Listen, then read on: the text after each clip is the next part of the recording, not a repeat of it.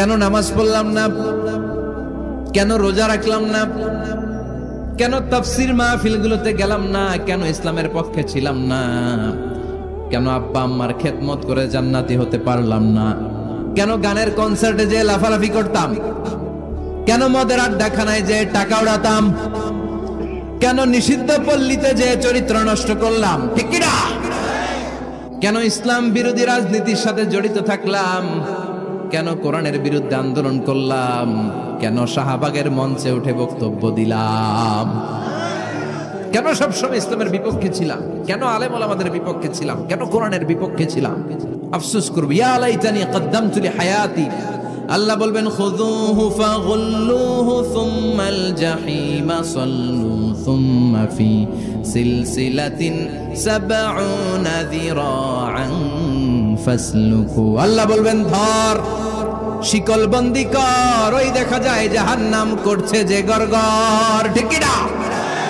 ধর এগুলারে, ধর বলার সাথে সাথে দৌড়, ডানে বায়ে পাগলের মতো ছুটবে, ছুটে জান্নাতীদের পিছনে যেরকম লুকাতে চাইবে, নিজেকে আড়াল করতে চাইবে, দুনিয়ায় এরকম বুক দেখায় আর তো রাস্তায়, আর বলতো আমার এলাকা, আমার দাপট, আমি যা কমু তাই হবে।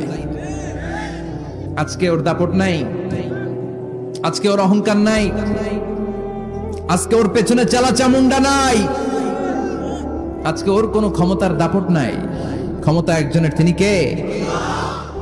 আজকে যে দুনিয়ার মুমিন বান্দাদেরকে দুনিয়াতে অত্যাচার করেছে, মৌলবাদ বলে গাল দিয়েছে, কাঠমোল্লা বলে বলে গাল দিত, এই কাঠমোল্লার পিছনে যে মাথাটা লুকাতে চাইবে, ওই নামাজের পিছনে যে বাঁচতে চাইবে, জান্নাতীদের সাথে মিশে যেতে চাইবে, কিন্তু জান্নাতীদের চেহারা ওই দিন পূর্ণিমার চাঁদের মতো করে দিবে কে?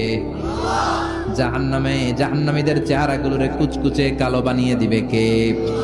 ইয়ারাফুল মুজরিমুনা বিসীমাহুম ফায়ুখাযু বিন-নাওয়াসি ওয়াল আকদাম ফাবিআইয়ি আলাই রাব্বিকুমা তুকাযযিবান। ফেরেশতারা নজর করে তাকানোর সাথে সাথেই চিনে ফেলবে কোনটা জান্নাতি কোনটা জাহান্নামী, ঠিক কি না? কারণ জান্নাতীদের নুরানি চেহারা, আর পিছনে একটা চোরের মতো এরকম পলায় আছে, ওটা কুচকুচে কালো, ওটা কালুর ঘরের কালু। চিল্লা এখন, ঠিক কি না? এবার কালুর ঘরের কালুরে ধরবে, কই ধরবে জানেন? মাথার ঝুঁটিতে, চুলে। অপমান করার জন্য চুলের ঝুঁটিতে ধরতে হয়, ঠিক কি না? ফেরেশতারা চুলের ঝুঁটি ধরে টান দিবে, পা ধরে হ্যাচকা টেনে নিতে থাকবে। জান্নাতীদেরকে যেমনি ফেরেশতারা পেছন থেকে ওয়েলকামিং রিসিপশন দিয়ে সালাম সালাম সালাম, শান্তি নিরাপত্তা বলে বলে বলেছেন চলেন চলেন, এইটা জান্নাত নয়, জান্নাতের গেট। ও সম্মানিত জান্নাতের মেহমানরা চলেন, এইটা গেট, ওইটা গেট, ওই দেখা যায় জান্নাত, চলেন চলেন। এরকম সুন্দর আচরণ জাহান্নামীদের সাথে করা হবে নাকি?